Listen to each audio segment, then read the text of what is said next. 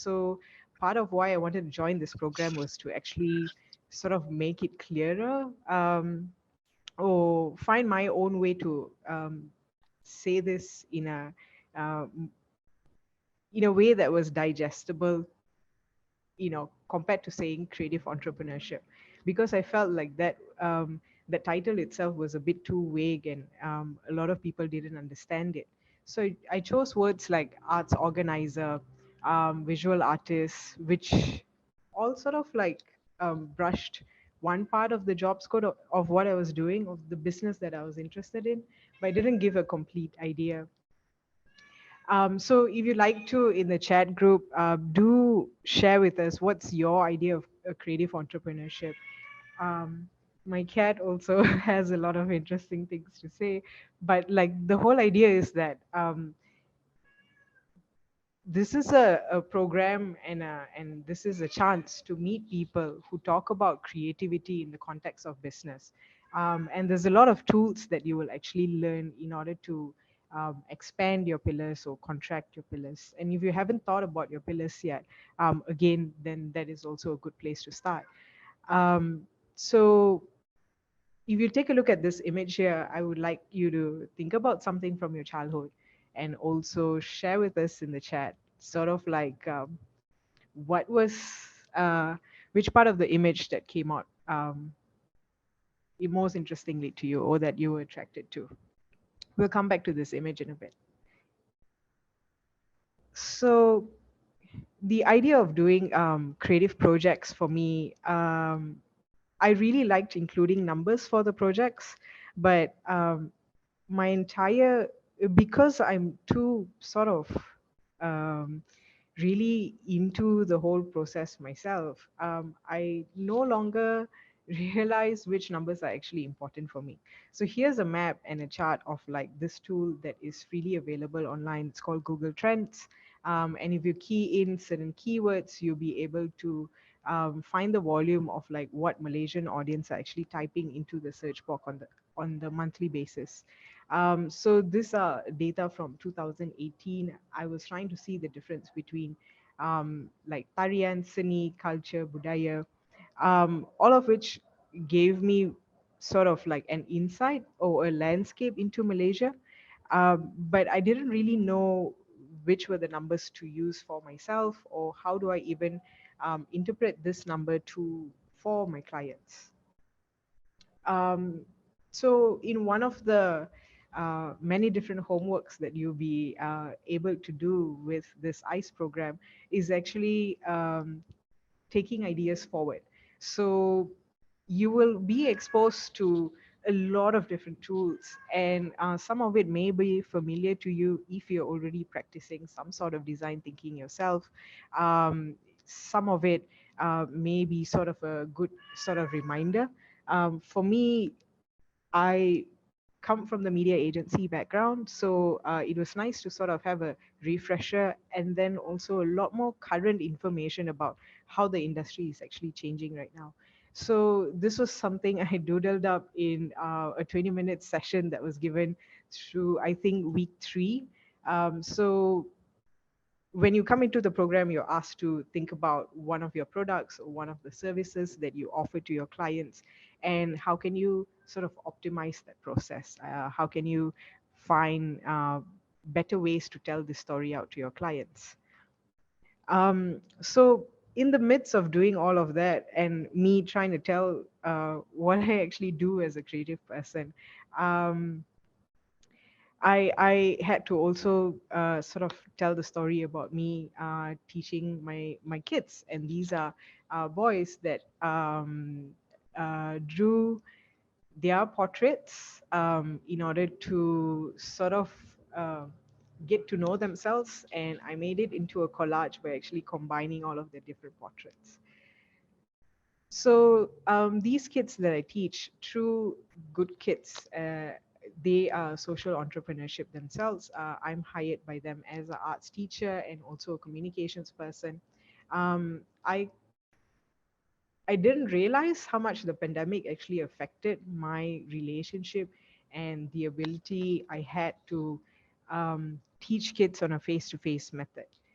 So while I was really busy thinking about how this affects my events and my exhibitions and sort of doing this whole on ground thing, um, I was thinking about the idea, but not enough about the perhaps people that were getting all of this work, that were fueling all of this work, right? So one of the things that I've practiced with my children when I teach them, sorry about my cat, but he, I think, just needs attention also. So my kids, when I teach them, I don't really shy away from difficult content. In fact, a lot of what I try to practice in this idea of doing design thinking, things like making three drafts first and then picking one of the drafts and making them into a bigger idea. I also don't shy away from teaching my kids important or deep discussion topics in their artworks. So um, this is one of the works that was done by my students, and this is sort of like his perspective of the city. And when I started, when I put up the post about this particular sharing session, I also asked what are the things that some of you here would like to sort of like hear. So the thing about doing this creative work is like, yes, I've got all the I've got the art part in, I've got the community part in. I didn't yet at this point have the digital part in, but when you ask me to measure my own success metric, um, I for a long time felt like I was failing, and that was because I had a certain expectation of how much my revenue should be as a business, and I was meeting that number, but I was also sort of like frustrated with how much of sort of time I was spending just replying clients or firefighting. So I did not feel like I actually had a strong foundation in business. So I this whole program, this whole course allowed me to look at my work and reprioritize in a very deep sense, because um, my work is not just about the numbers, and my work is actually about the communities that I reach. And so when I want to put that pressure about making doing work and paving a path where people have not been before, and then also putting the pressure on myself to make sure this earns an X amount of money, was actually a very heavy thing to put on myself. So what I came to realize was, I looked at my process year on year. So from 2016, I was actually giving out sort of like maybe 50 proposals in a year. Annually, I was sending out about 50 over proposals. I got signed on for like 12 projects in those 50 proposals. See, last year, what happened despite the pandemic, I managed to maintain my revenue, but I only had sent out maybe 15 or 16 proposals, and out of that, about 10 of it sort of got through. So success metric here really depends on what are your own values for this business, right? And when we go out for answers, it's sometimes difficult to get those answers in a very straightforward manner. What I like about this program is actually there's so many tools, there's so many ways to look at the same issue, and that holistically gives you this opportunity to actually prioritize what are your values, and then find this time now to actually make those changes and navigate your business towards that.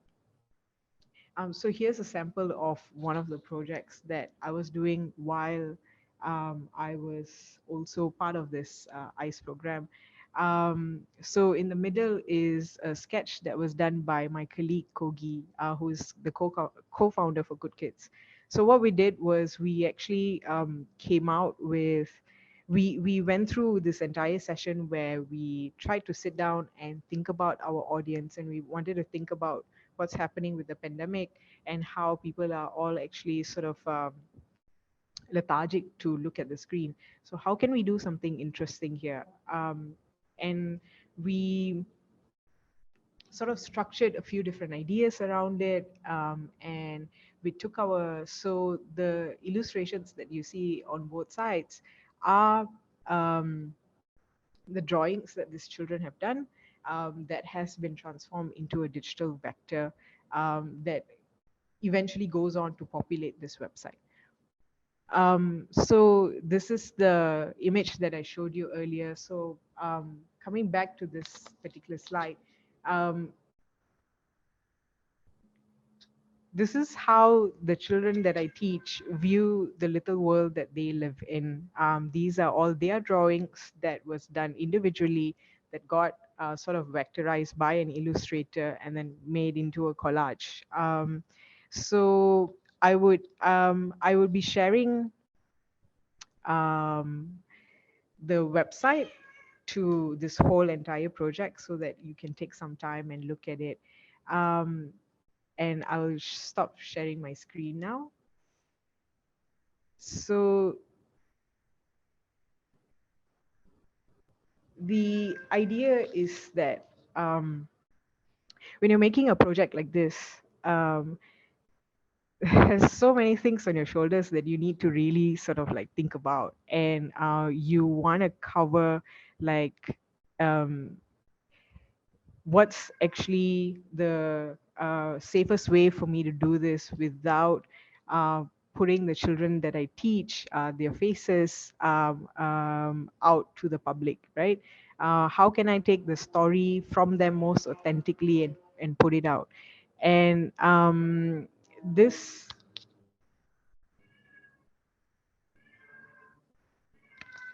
so the ability to actually have sessions with my teammates were one of the most valuable things, to be honest. So it happened in the in the second lockdown, and usually when my cat yells like this, my teammates also actually chime in and say hello to Sailor, and that's kind of how they pacify him as well. And that's how also how much time they were spending with me, that they kind of got familiarized with Salem's behavior.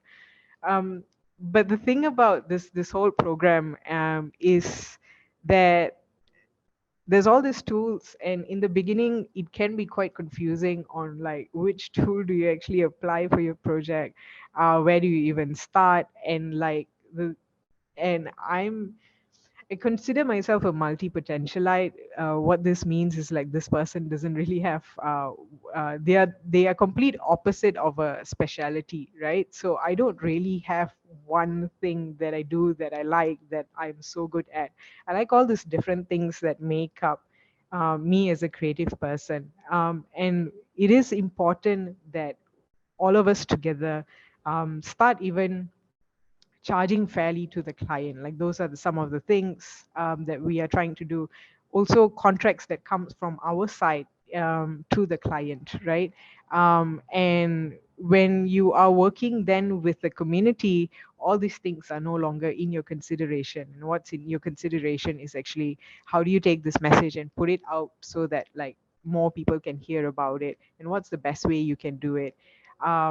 There are also different tools that teach you the importance as well as the feasibility of these ideas, so that it might sound sometimes great in the head, but when you've got like, you know, 5 or 6 people behind you, how do you allocate those resources so that like it's the objective of the project that really translates and gets people to sort of um understand what this whole project is about. So yeah, that's it from my side. If there's any questions that you guys wanna ask about the program, or what's it like, or even about the projects. And also another thing I would say about joining this program is that like do take into account you're going to be using a lot of your time to sit down and actually think about your work. So don't try to like squeeze it in as though you're just taking on a small thing on the side. You do need to plan your time out to sort of schedule in and realize your time commitment for the program. so that you can actually work on a lot of these tools, because you need to use it and you need to stumble upon the difficult parts. That's where the mentors are great. They kind of like come in and iron you out and be like, okay, don't get so confused, don't get like, so that relationship is nice to have. Thanks for sharing, Rupa.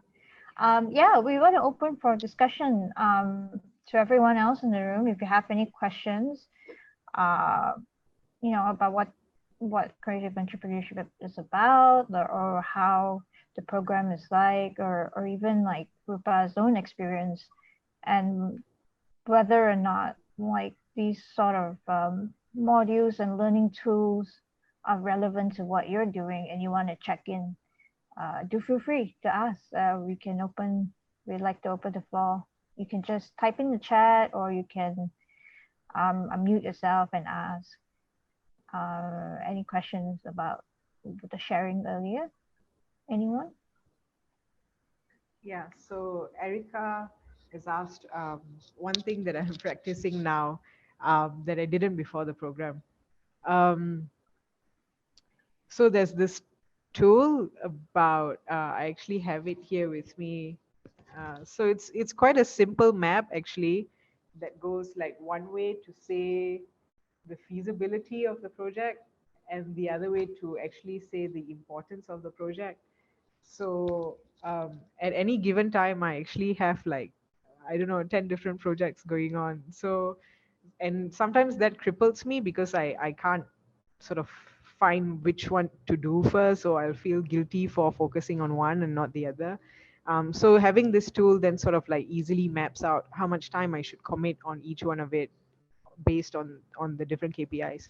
So, and it's also helping me work with my clients to use that tool, to sort of like, after a brainstorm, to say, okay, can we all agree like this is that one idea that we're going ahead with because it's both feasible and important. And yeah, that tool there has been good to even actually change my relationship with my clients.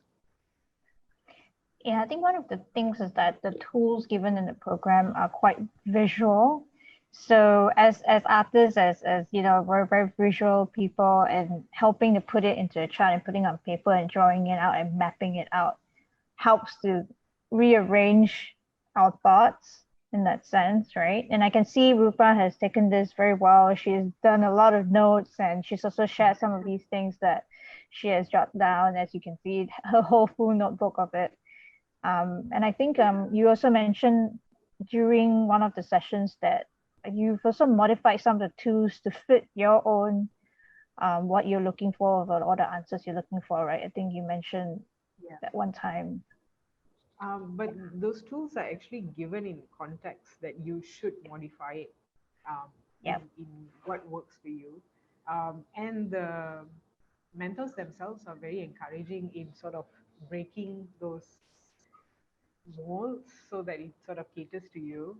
And they've got very diverse experience, in order to guide you back in that certain way. right, Yeah. right.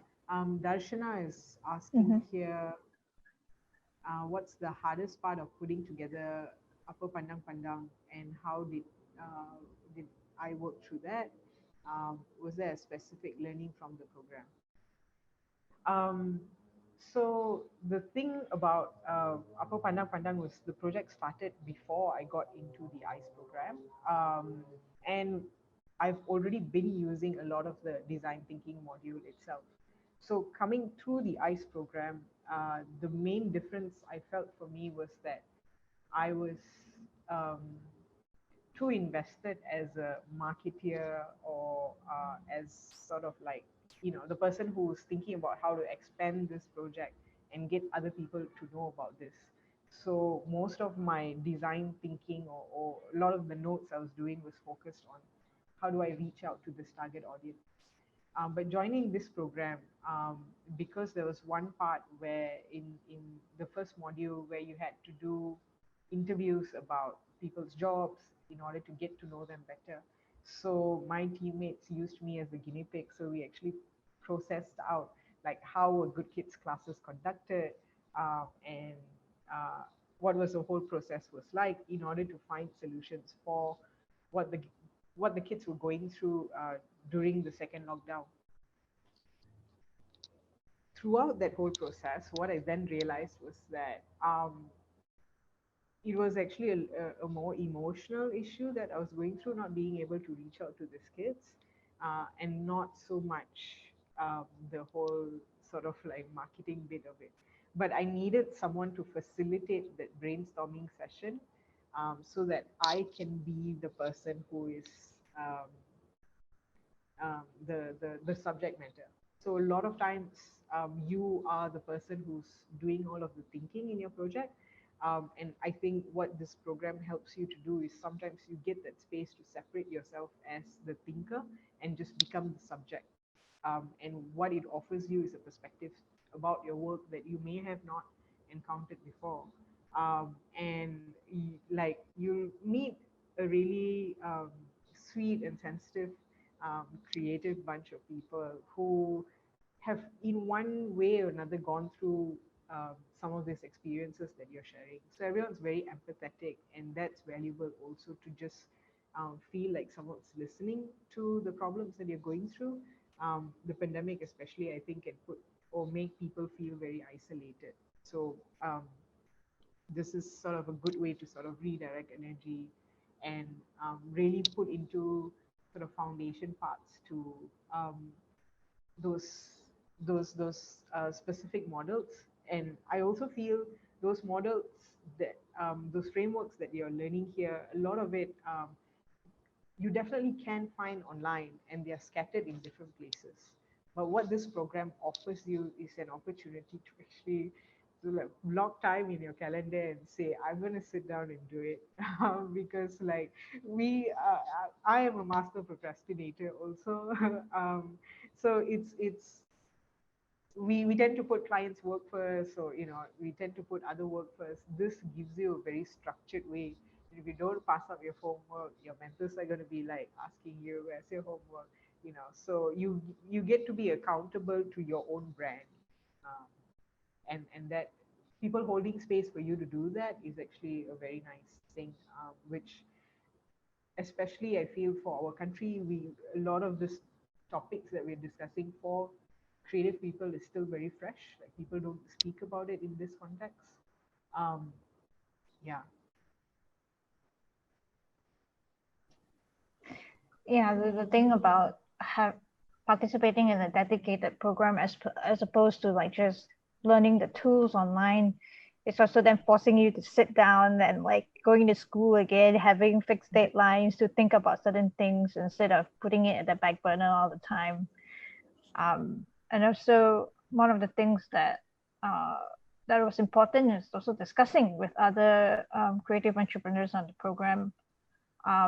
Rupa, can you share your experience with that? Because I think you mentioned also that you spent quite a number of hours or so after class um, discussing during for the not only for the tutorials and exercises, but also for you're sharing other things as well. And I also a few other participants also helped each other with their projects along the way. So how was your yeah. experience with that? So I got into, so everyone was in Penang. I was the only lone filler from KL. So they were like, they all sort of like knew each other. So in the beginning, it was a bit like trying to, like the new person trying to get to know everybody in the group. But like, everyone's really awesome lah. Like they're, in the first few weeks, we are trying to figure out like what a lot of these charts and graphs actually mean and how it relates to our work. So the first week was just really like all of us feeling the mutual frustration of not understanding the homework, right? So that got us to really start talking about our work in a way that maybe in other spaces we have to present our work in certain way, but like there was no such burden. Like so we were just sort of like um chilled about like where is our brain at this point, and sharing at that sort of space. And so what was valuable in that is we sort of passed on this hat to everybody, so everyone could like play critique, play subject matter, and that is one space that's very difficult to find. Like even when you have peers in the industry, not many people are, I think, would be sort of critical to giving you feedback that is actually something you can change, right? And Right. not giving you feedback in a sense that is something you can't really do. Like, for example, spend more money on building something, right? um, Seaman also has asked a question about finding Resources. potential client. Hmm. Yeah. So actually, resources is a good word to explore in this whole program. Because when I first joined, like I think in December, Stephanie had a sort of introduction to the program, and Joel Santos was sharing his idea of creative entrepreneurship. And that's why I say you've got to get, if you get a chance when he shares again, you've got to take your time to listen to him. He's a brilliant guy, and he comes from this business line of thinking. So he has seen enough people who are trying to do stuff like us. So he he's able to speak to you for a while and very immediately sort of declutter the stuff that you're thinking about. So I asked him something about funding, and immediately Joel said, it's really not about how much fund you get, but like what are the resources that you have and need for this program, and how can other people sort of creatively contribute into making this project happen. And sometimes that question is not always sort of like funding.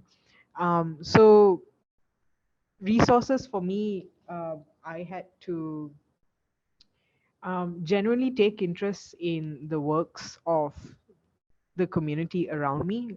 This is not just like people I need favors from or people who are like my mentors, but my peers, and to see how we can help each other's work. So a lot of times, someone would help me make a video and I would help them sort of build a website. So there's a creative collaboration that happens there.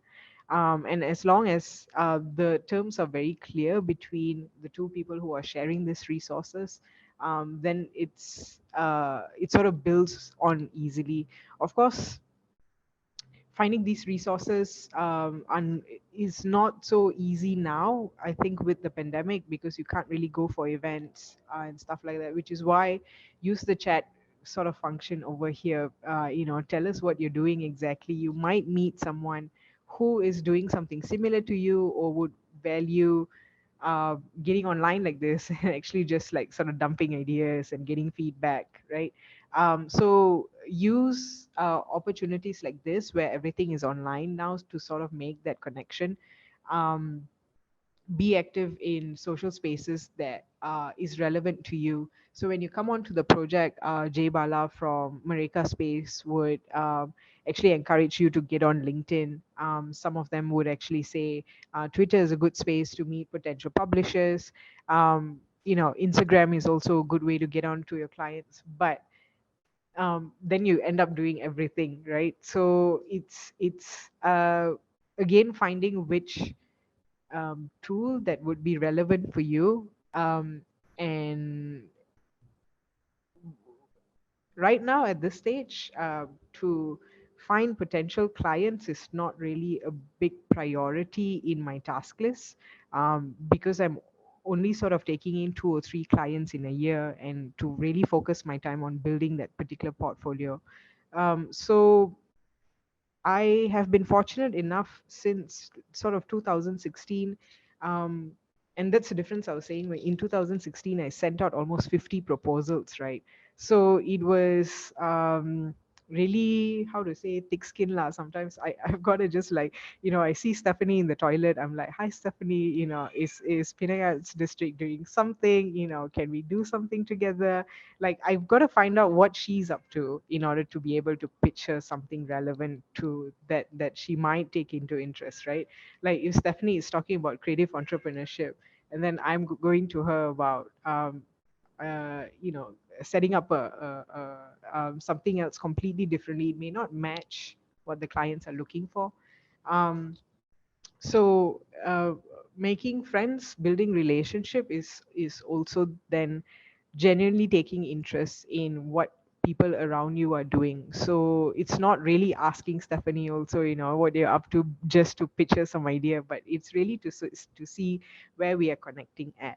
And so I have that's kind of why I come back to the pillars. I try to attract clients who are doing projects that are relevant to the arts, the community, as well as doing this digitally. So when the clients are aligned in those pillars, they somehow come finding for me anyways, because like I've sort of designed my services to be that niche. So it's a great way to continuously do projects that sit between those pillars, so that when your services are required, people do share names and people will recommend your name when that sort of opportunity sort of comes up. So it's important to build a portfolio around the kind of clients that you want to attract, right? So I remember in 2018, if you go through my notes, I would actually have a list of potential clients that I want to work for and do project with, and now I'm actually working with half of them. So that's great. I still got the next more few more years to go and half on the other part, right? But having visuals of who are the kind of clients you want to go for is also important, so that you're not just trying to get everyone. And working for the wrong kind of client can also be a very painful experience if you're taking them in just for money, which again is something else. The values, the ethics of your projects or your freelancing work all comes into play in then finding the right kind of clients that are suitable for you. I hope that answers the question.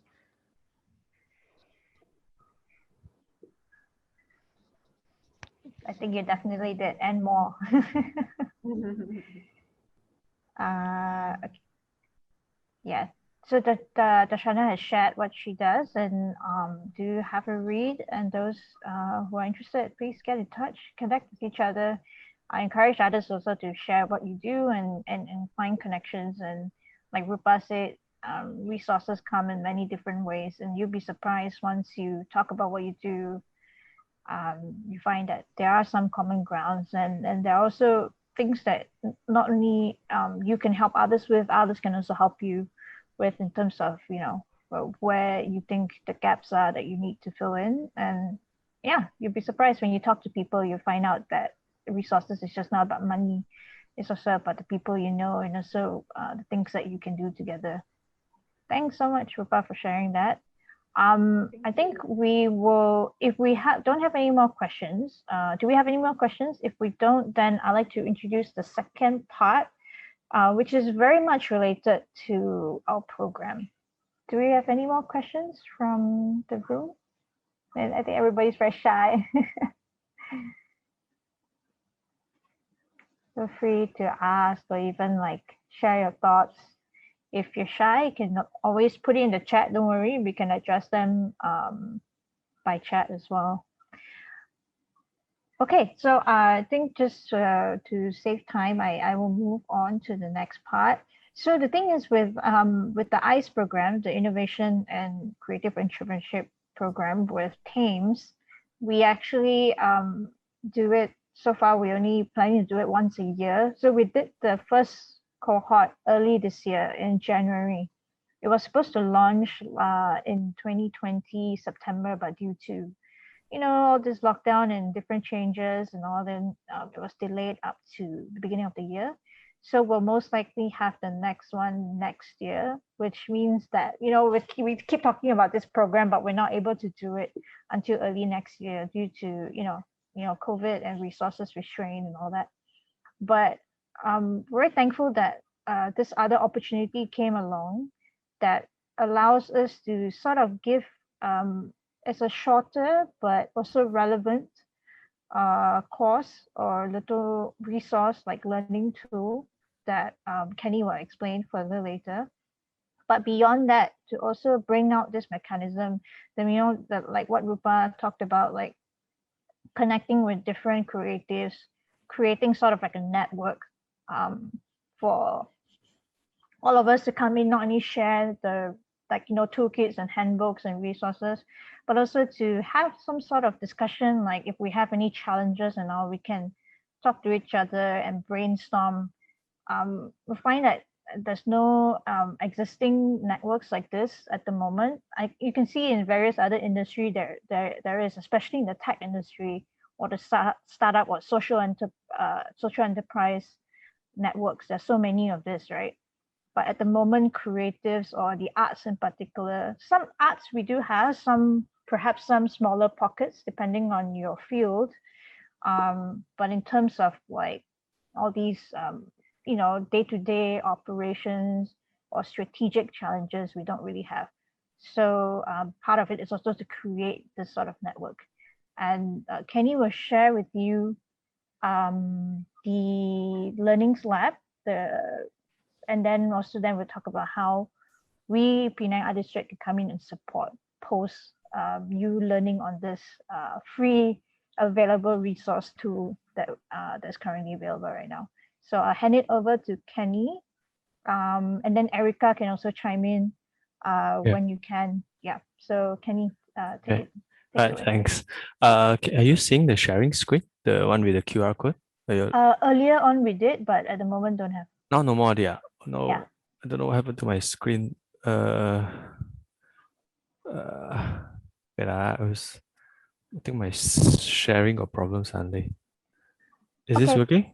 Yes. Okay. We see your desktop. Okay. All right. You're looking at this? Yes. It's just a QR code, right? Okay. So basically, hi everyone. Thank you for joining us. I'm here sharing with you about the Creative Communities Learning Lab, program a program done by Creative Fiction from the UK and also Makerspace Manila from Philippines. This program is also supported by British Council. So if you scan this, you will be brought to a page where it will bring you to the Creative Communities Learning Lab. What it is actually the whole idea was to create an accessible online learning module for cultural professionals, creative. It can be collective, it can be individual, it can be used having a creative business as well. The course is supposed to be designed as a self-led course where every specific input will all put on together by all the hub advisors.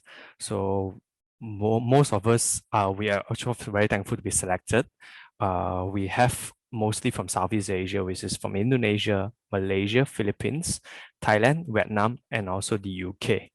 So for us, it's kind of a blessing for us. It's quite a blessing for us to be part of this because in Malaysia, two hubs were selected, which is us and also the house coaching. This gave us the opportunity to actually network with our peers from the Southeast Asia and also to expand ideas and future collaborative works as well. So like Stephanie said, if you have any ideas, you can always come to us and of course, brainstorm some ideas and see if you have any plans in this Southeast Asia. Of course, we can put you all and network everyone together. So without further ado, I will show you what happens. So when you scan this code, it's also in our Facebook page. We pin it on the first post. What you will go through, you will come into this website, which is where you register for the Creative Communities Learning Lab. This whole program is free. The courses is free. You're just required to register. So what you need to do is you just go all the way down. This is a brief of the project, what it is. There will be 3 courses. There will be 3 courses in this the whole thing. One will be the digital community strategy and management. Course number 2, ways to monetize creative services. And course number 3, bringing your training online. So all you just required to do is just register here. So upon registering, you will come to here, you just key in all your details and information in there. And oh no, I can't see anything. It's been blocked. And then you will receive an email.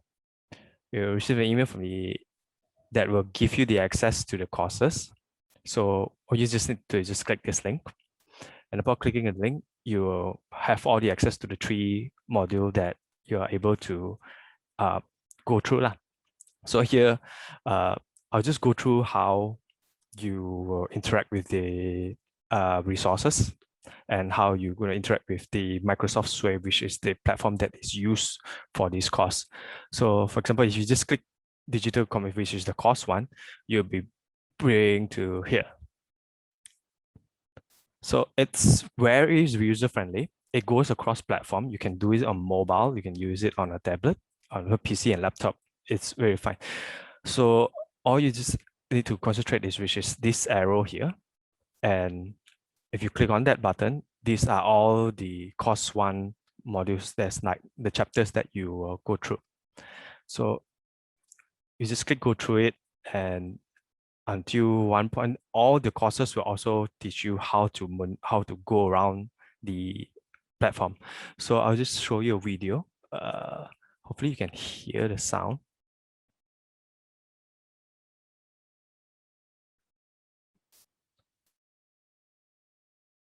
Okay, here the video will teach you how to navigate through this platform. So every areas there will be videos for you to click on. You just need to be alert where there's a play button or there is like a clickable link and resources that way that you can click over to lah. So here, I'm not sure if you can listen to anything. Can you hear? Oh, okay. No, that's not audio. Yeah. Welcome to the Creative Community Sorry. Oh, yeah, okay. Yeah, okay. Oh. Yeah. Can Learning Lab. Can. This video will help you navigate through the courses available using Microsoft Sway. Each of the courses are designed to be viewed as slides, but you can select a different layout by clicking on this tab on the upper right-hand corner. Feel free to explore the courses using any of these layouts. Navigating through the pages is easy whether you are on a phone, tablet, or computer. You may click left and right buttons to go forward or back, or simply swiping left or right with your mouse or touchscreen to do the same. Easy, right? You can navigate through the chapters of each course simply by selecting the menu tab at the bottom right. This brings up the available sections, which you can scroll through and click. Scrolling through the text works in the same way a web page would. You can use your keyboard controls or swipe up and down the page to control. You will also find sub-modules within each of the courses that we call micro lessons. You may access these hyperlinks by clicking on any underlined text like these. This will lead you to external sites and content that will open up in a new tab. Upon opening a module, it will open up in a new tab on your browser. Once you're done, you can close these tabs and go back to the main page. The courses available have many embedded videos using YouTube, meaning you can watch and navigate videos using the same controls such as closed captions, full screen, and more. You will encounter several images and photos throughout this course. Feel free to click on a photo to zoom in and inspect it more thoroughly. Try clicking on other information on the photo to explore some more. Watch out for other controls to fully explore each of the modules.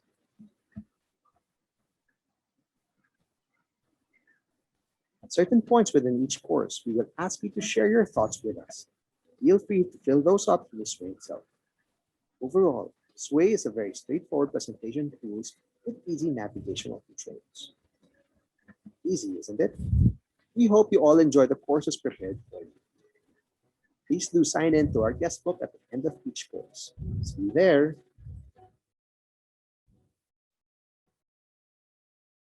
Yeah, so the course is designed basically to be very easy to maneuver and is very user-friendly. So as it was saying, the more you go towards forward, there will be links that will bring you to another tab. So for example, this it will bring you to this, will go through this author, and when you go through along the courses, you will reach until a certain point where you will be required to go off to go to additional modules. Hence, that's why the module will end up to about like 3 hours and all this. So what will happen is, if you need some time to break, you don't have to go through all 3 hours, and then you want to go 1 hour and you want to take a stop. This tab here will help you to find back where you actually stop. Let's say you stop at number 5, you just need to click that number 5 and you'll be back there. So for the module that here, He will tell you how long you will have to spend the time on in each individual module. So once you click, you'll be brought to another tab. And here you just go through it's the same interface. Here you go through all these 1, 2, 3, 4 modules as well. There'll be videos for you to click and listen to. And once you're done, you just need to close this tab and just go back to the previous tab. Just make sure you don't close the initial tab so that you will still continue here, and then you can go and follow through the next sequence. So it will be number 2, after number 3, keep going back. And then towards the end, you just keep repeating the process itself. And then towards the end, there will be, of course, a feedback form for you to fill in. So here, you just provide all your feedback of the courses and all this thing. And also if you would like to have a certification as well. So once you fill in all this feedback form that is provided and this, then you come to here, all this, you fill in everything. And then you will come to this page where you fill in your details and get it certified. So you will also get a certification once you finish each individual courses. So all 3 courses, that means there will be 3 certifications. So each feedback form, you just say which courses you complete, and then you just fill it in and just wait for the certification to be sent over to you via email. And if you have any questions or feedback towards the module and all, you can always email or put in the feedback form and someone will get back to you. So all these are accessible. You can do it individually as well. You can maybe host a group together with collective and run this whole thing and run it together and do it collectively as well. So it's supposed to be designed very easy to be used. Yeah, I think that's all from my end. If you have any question on how or what regarding this module. Yeah, thanks, Kenny. Yeah, anyone have any questions regarding this? So basically, this is a free resource online. The only thing that you're required to do is, of course, register for it. So there's also for the creators of the modules to know, to get in touch actually with people who are interested to, take up this learning module, and also to get connected with you.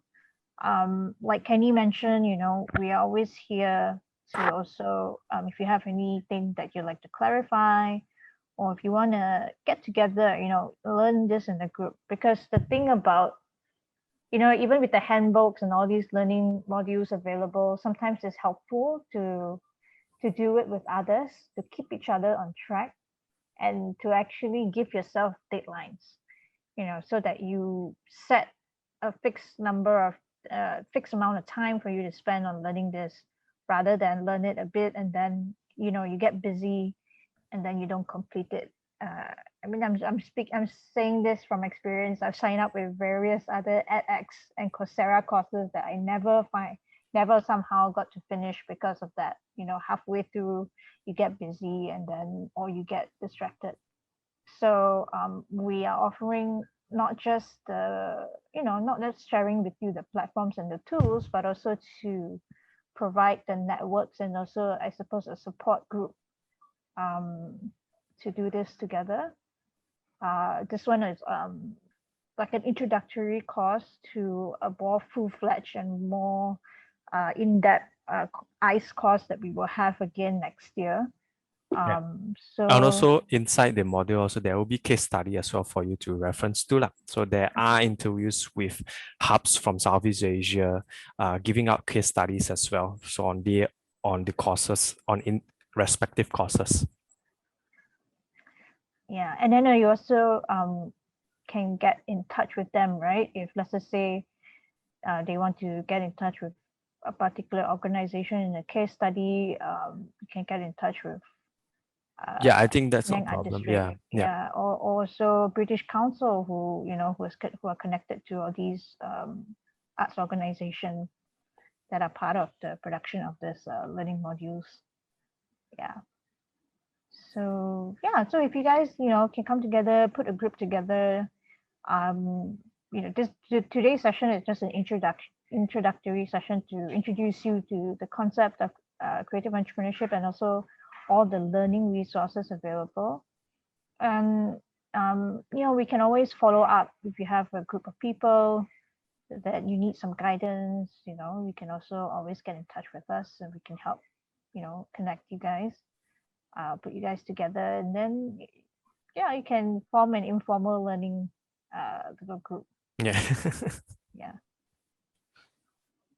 Okay, Tachana gave a feedback. She said she loved the simplicity of the modules and the ease in accessibility. Yeah, I think it's designed that way after a lot of feedback. Yeah, a lot of from the feedback. Yeah. different creative Even hubs. our ICE program took like 3 months. So imagine this is squeezed to only about like 6 12 hours. 12 hours, Yeah, yeah. 9 to 10 hours. So a lot of learning on the extra Yeah. extra learning on the side. Yeah. Okay. Well, if there are no questions, anyone wants to share other things, feel free to say something if you like. Thanks for attending. If I Thanks, could, Tashana. Yeah, sure. Go Yeah. ahead, Erica. So hi everyone. So I'm Erica from British Council, and I'm really happy to see this happening. Even though the numbers are not big, but I really appreciate being welcome to this session, to this catch up. Mainly because there are just so many creatives out there. And as an organization, British Council, we want to support as many people in terms of your projects and what you do, but we found that the best way to do or to support with the current resources that we have is through hubs like Penang Art District that will then further cascade the learnings and the opportunities and the experiences, as well as tools like that, and socialize it with all of you. So it would be great to see you taking up this opportunity to give the course a red hot go. Get together in a collective with your team members, with artists that you comfortably work with or have projects with. I think it's great to sort of experiment with all these resources, and it's a self-learning tool, so it's always a two-way street. The resources are all out there, and we're hoping to be able to also collate all of this into the Creative Hub's website that we've shared earlier. I put a link onto it. There are also great many resources on our British Council website. But if you do get confused with all of this, I've dropped my email there as well. So get in contact with Penang Art District or myself from the British Council. I've got two more other colleagues that makes up the arts team. So again, thank you for everybody's time. And if you have any questions at all, we're here to support. I've dropped a few links. Do have a look at them. And I think they will be very helpful resources for you, because there are loads of templates and sharing sessions, as well as guides. And if you're interested with things like IP, contract, strategy, or comms, they're all there as well. If you have any trouble, we're here. So thank you so much, everyone. Have a really pleasant evening. Okay. Thank you so much, Erica. I'm just typing in some links and also our email address so you can get in touch with us. Follow us on social media. You can always drop us a message on social media. It's all on our phone, so we do see it on a daily basis. Sign up for our newsletters too. We put in a lot of information and resources that are available on our newsletters. Not only our own programs, sometimes when our partners and other collaborators which have programs or grants even that are relevant to our readers and our followers and also our community, we will definitely share. Usually the social media and newsletter would be the best way to disseminate information. And also keep an eye out on these arts community catch up. We'll try to do more of them. If you even want to have a small discussion with us, do get in touch with us. I understand that everyone is kind of in isolation, and this kind of unfortunately has to be virtual, but I think it will provide some comfort and also some access to support during this time. So feel free to reach out to us. Thanks so much, Erica. Thanks, Kenny, also for sharing about the learning labs. And big thanks to Rupa for sharing today as well. We're very grateful. She's been very generous and open through the sharing, and we're so glad that she's learned so much through the program. We also recently, actually this morning, published her review. She wrote an article for us talking about the program and how her experience, and also she shared some tips in there as well on how to restructure and structure your thoughts in terms of planning for your creative initiatives.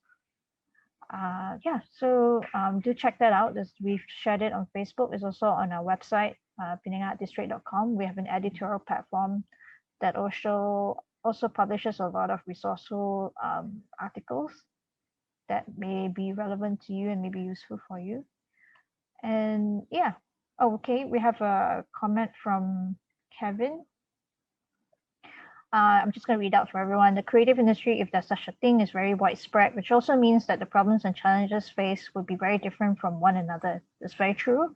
From arts, culture, design, music, and whatnot, media, TV, animation, gaming, broadcast. Yeah, because it's such a wide range, right? We don't have, actually, until today, I don't think there's a clear definition yet, at least in the Malaysian context. And even in Penang itself, because we have so many different fields, but there are common challenges and there are common areas that we face collectively, and this is where coming together helps, because and also important to connect with people outside our field.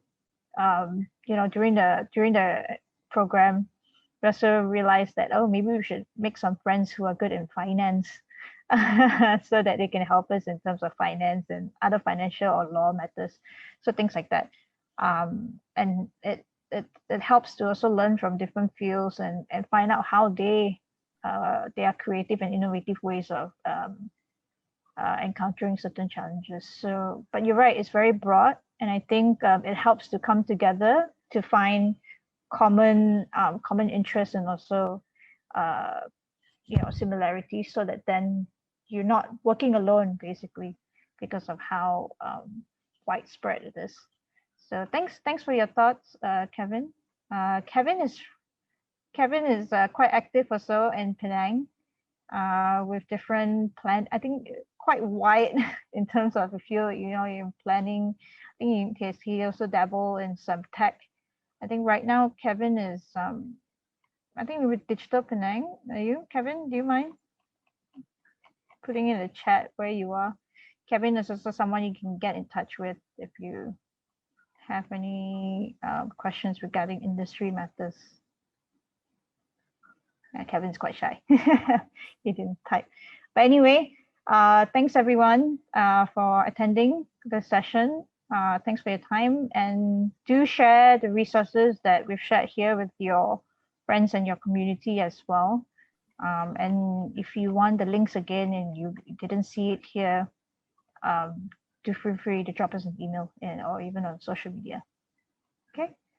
Oh yeah, sorry, Kevin was with Kazana, and then with Think City as well. Yeah, so someone resourceful to know. Okay, I guess that's it from me. Anything else? Any plugins from anyone? Feel free. This is the platform also for you to plug in to anything we should look out for. No? Okay, I guess that's it. Thanks everyone for your time. Have a good night, and also do stay safe and take care. Don't hesitate to look for support wherever, and yeah, have a great week ahead. Bye everyone.